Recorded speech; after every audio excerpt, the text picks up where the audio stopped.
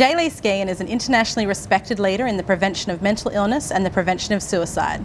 In 2014, she was announced as one of Australia's 100 Women of Influence, a national honour highlighting the important contribution women make in creating a bold and diverse future for Australia. Born and raised in Newcastle, Jaelea has worked at the Hunter Institute of Mental Health since 2001, which she now leads as their first female director. Jaelea has worked across a range of settings and sectors and has been instrumental in the development of flagship programs for the Institute. Good morning, Jaelea, and welcome. Thank you. What was your reaction when you found out you were on the Women of Influence list? It was quite a surreal experience, actually. And I guess I had a range of emotions. I actually found out very late in the evening, so I had to actually read the email a couple of times to see if I'd read it correctly. And I was initially really excited, and I've remained really excited, I think, for my sector. I think it's really important to have women acknowledged who work in mental health and the health industry along with business and other. It's been really great opportunity for my organisation as well to connect with, I guess, with other sectors and other stakeholders that we wouldn't.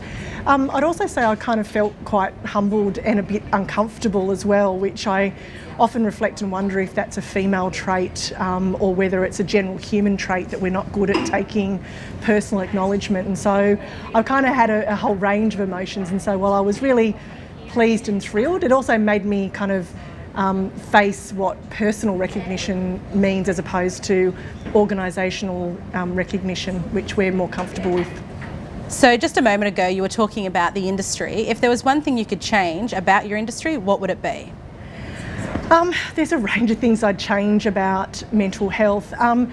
One of the things I guess I would like to change is that while we're having really important conversations nationally about how we need to reform and change the mental health system so that it can be more responsive to people when they need support and how they best need it by using technology or by using different kind of community models of care.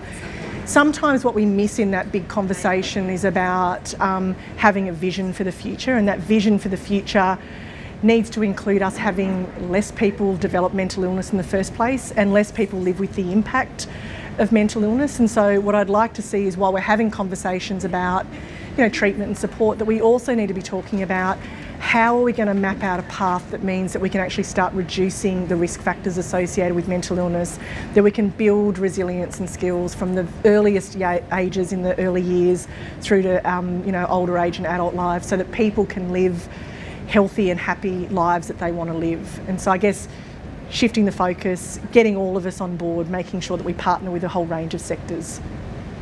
As a nationally recognised leader, what values do you believe a leader should embrace? It's interesting to think about what I think leaders in different industries probably have different qualities or are required different things, but I often think about leadership as something that isn't necessarily about position but more about vision. And so what I like to see in a leader, and what I guess I try and remind myself of, is what is the purpose and what is the vision. It's about kind of change, it's about having a new way, and how do you mobilise and motivate people to come with you on that journey and encourage them to actually make changes. And so really you're not a leader unless you have followers. And it's about how do you get people engaged with what it is that you're trying to change, and what is the kind of human factors that are going to make that work. Within the workplace, how do you define the difference between a manager and a leader? For me, leadership is about direction and big picture, and so it's about vision, but also having the tools of knowing how to get there, not having a pie in the sky idea.